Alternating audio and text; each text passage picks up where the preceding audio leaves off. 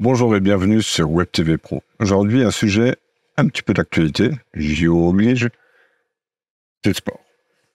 Comment le sport va intégrer le streaming sportif et les Web TV? Alors tout de suite, on va rentrer dans le vif du sujet. Ça offre aujourd'hui une Web TV pour un club de sport. Ça offre une véritable opportunité qu'il ne faut absolument pas négliger. Les conditions techniques pour une Web TV sportive, c'est un équipement de captation vidéo, évidemment. C'est les caméras HD, 4K sont essentielles. Elles doivent être adaptées aux conditions sportives, avec une bonne qualité, évidemment. Et puis, il faut qu'elles soient capables aussi bien de capter l'événement, l'action, que l'environnement de l'événement sportif, du stade, si on veut parler foot ou ce genre de choses. Il faut une infrastructure de streaming, ça c'est indispensable, c'est-à-dire qu'il faut pouvoir envoyer vers Internet des images, et puis il faut une plateforme de diffusion, c'est-à-dire soit une plateforme comme YouTube ou Facebook, les réseaux sociaux. Toute solution est intéressante là-dessus. La qualité audio, évidemment, il faut une qualité professionnelle. Vous le voyez, par exemple, au bord des stades, les gros micros qu'ils ont, qui sont énormes, qui ont un certain coût. C'est pour capter le bruit des sportifs, de l'action. Et puis, il faut également une table de mixage qui va pouvoir intégrer, par exemple, le micro du commentateur, s'il y en a un, ce qui est toujours préférable. Et ensuite, il faut aussi des techniques de réduction de bruit, c'est-à-dire que il faut pouvoir réduire des bruits qui sont pas désirés, un avion qui passe, des ambulances qui passent, ou ce genre de choses, quoi. Les opportunités du streaming sportif. Alors, il y a l'accessibilité globale, c'est-à-dire tout le monde peut regarder, que ce soit localement, que ce soit au niveau de la région, au niveau national, voire international. Pour les clubs, ça signifie aussi une monétisation directe. C'est-à-dire qu'ils peuvent proposer, par exemple, des abonnements, du contenu payant, etc. Ils peuvent rentrer en relation aussi avec leurs fans, et ça, c'est vachement important. Les contraintes techniques du streaming sportif, c'est avoir une très faible latence, qu'il n'y ait pas de trop d'attente entre l'action qui se passe et ce qui va être vu sur Internet. Donc, il faut rester en dessous des 30 secondes, si possible 10, voir si vous avez vraiment des possibilités techniques qui le permettent. Il faut aller beaucoup plus haut. La qualité vidéo adaptative, alors oui, évidemment, c'est important. Il faut pouvoir être en HD, que ce soit du 720 ou du 1080, c'est le minimum. Mais il faut surtout que le stream s'adapte automatiquement à cette problématique. Donc une très bonne bande passante, attention. La sécurité, la protection des données, du contenu, ça me paraît essentiel, que ce soit les droits numériques qui doivent être protégés, empêcher la copie non autorisée, donc il faut bien cibler vers quoi on envoie. Je crois que YouTube permet un ciblage régional, voire au moins par pays. Et puis, il faut avoir des systèmes d'authentification assez robustes pour que seuls ceux qui sont abonnés, par exemple, puissent le voir. Tout ça dépend évidemment des conditions, mais l'essentiel, c'est que vous ayez cette sécurité, cette protection de contenu en tête. Les contraintes juridiques du streaming sportif, c'est les droits de diffusion, attention. Vous pouvez pas diffuser n'importe comment et dans n'importe quelles conditions. Il y a des ligues des fois avec lesquelles il faut négocier, des fédérations. Mais bon, il reste encore des possibilités sur les clubs régionaux ou sur des sports qui ont un petit peu moins de visibilité. Là, il y a certainement des possibilités de faire beaucoup de choses et d'innover, du coup. La RGPD, bon, ça, c'est un classique qui est partout aujourd'hui, hein. Et puis, le géoblocage, alors ça, par contre, il y a différentes techniques. Il y en a une que j'ai vue sur un fournisseur suisse qui arrivait fort bien de bloquer le flux par pays et qui pouvait aller jusque par région. Mais je pense que d'autres fournisseurs, d'autres plateformes le permettent également. L'évolution des attentes du streaming, ça va être à un certain moment la réalité virtuelle, ça va être l'immersif, comme on peut le voir un petit peu sur les chaînes télé, hein, mais c'est accessible également aux plus petits clubs d'une autre manière peut-être.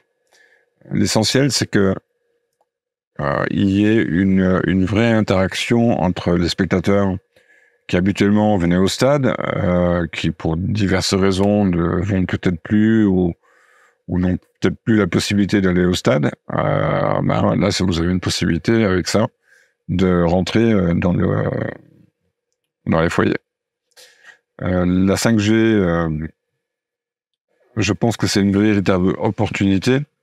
Ça offre une vraie qualité de streaming. Moi, j'ai fait du streaming foot en 4G. Ça fonctionne aussi, attention, hein. Mais il faut quand même un équipement adapté avec un routeur 4G de bonne qualité et puis surtout le bon fournisseur de 4G ou 5G. L'IA et la personnalisation, ouais, à venir, à surveiller. On y viendra fatalement. Les acteurs majeurs, alors qu'il y a Amazon Prime, DAZN, qui sont les acteurs majeurs. Bon, il y en a d'autres. Vous connaissez certainement aussi Canal+ et beIN Sport, qui sont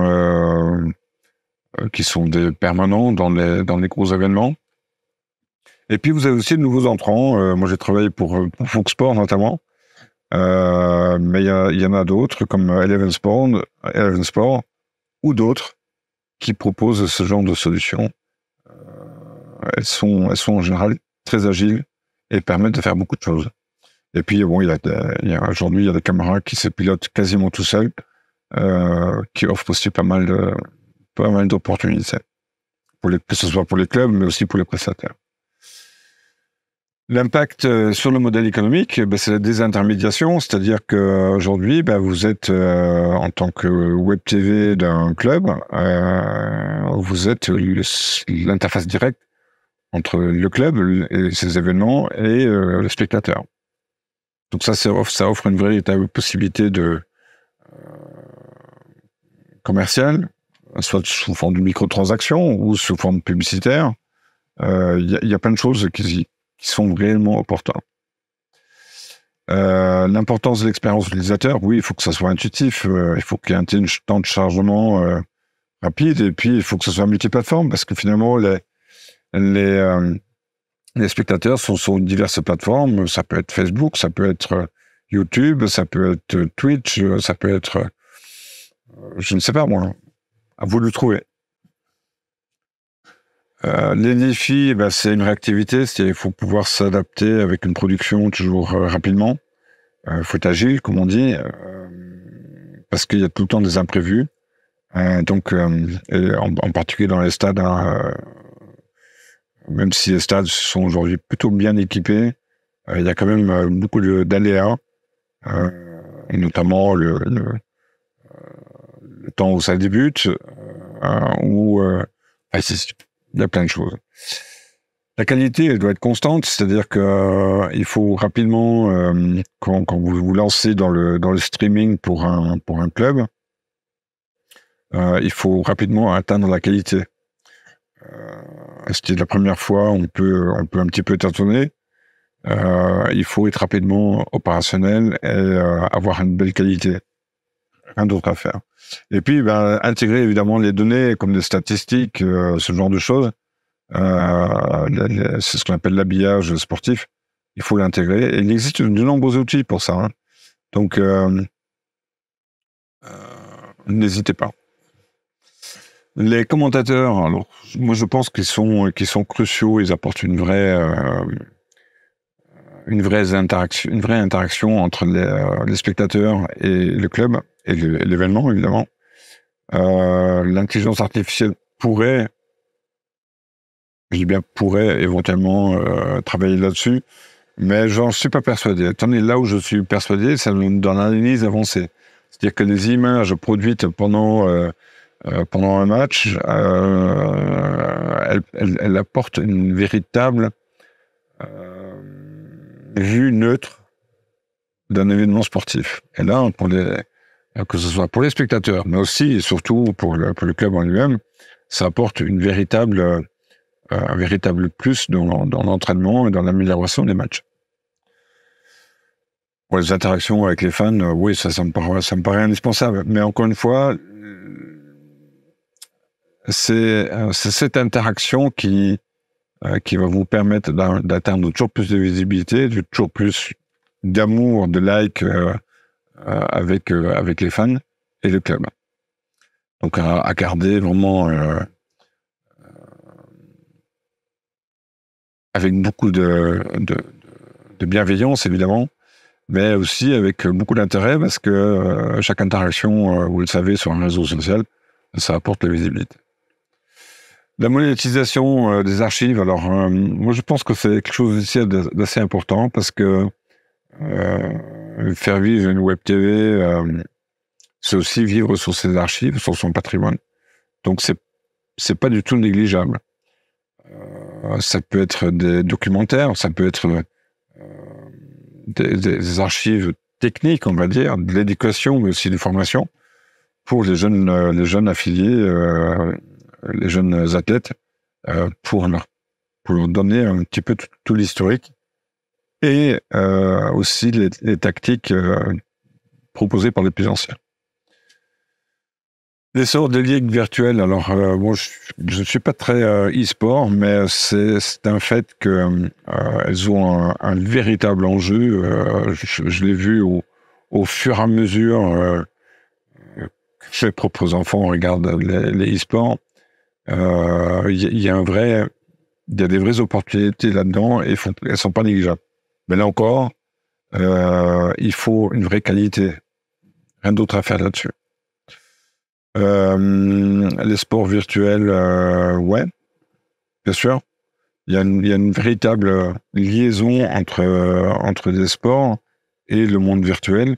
Je prends un exemple avec le Vendée Globe, qui a bien sûr sa version en ligne avec des navigateurs à qui il faut vraiment tirer le chapeau parce que franchement, c'est un sport merveilleux.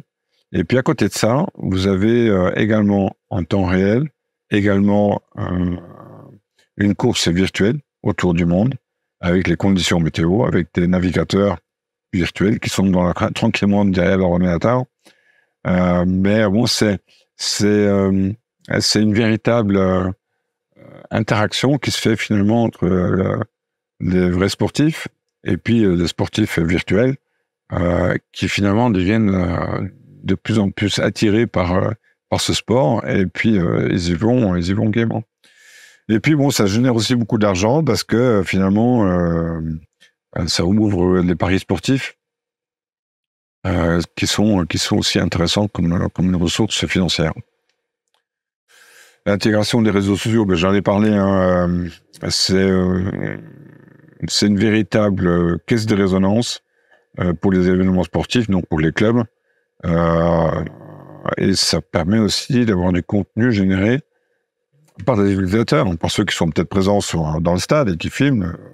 Ça m'est arrivé, je ne sais pas combien de fois, quand j'étais là en streaming pour Fox Sports, il y avait des gens qui filmaient en même temps avec leur smartphone. C'était très intéressant. Et je pense que pour le club auquel je pense actuellement, il a généré ainsi aussi du contenu et de l'audience autour du club. Et puis, évidemment, il y a des influenceurs.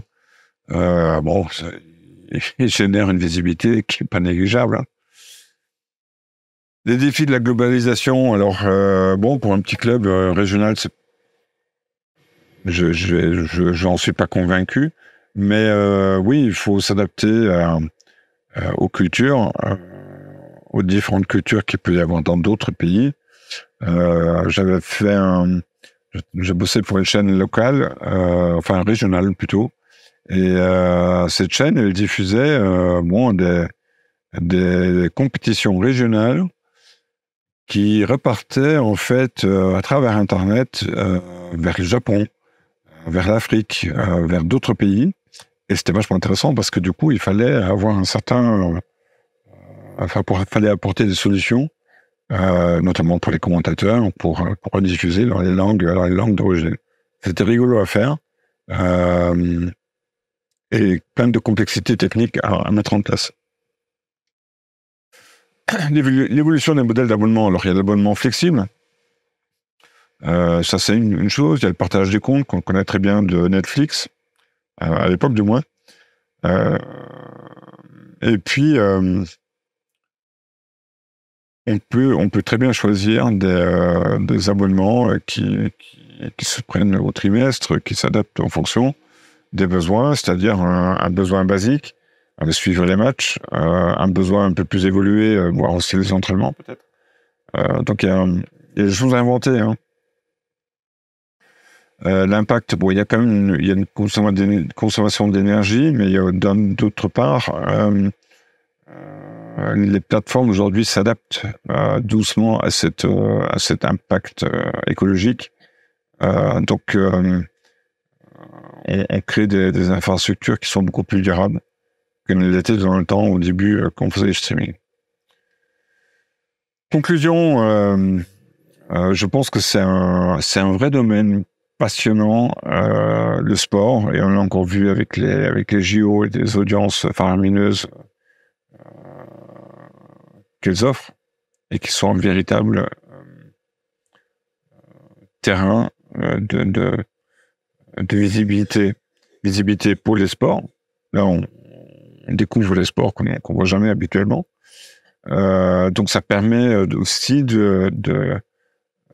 d'acquérir à travers le tournage, la diffusion, des captations, une nouvelle audience, de développer peut-être un intérêt pour la population tiens, on va adhérer au club et on va envoyer nos enfants dans ce club-là. Il faut vraiment raisonner, et je pense que le streaming sportif, c'est un vrai avenir actuellement.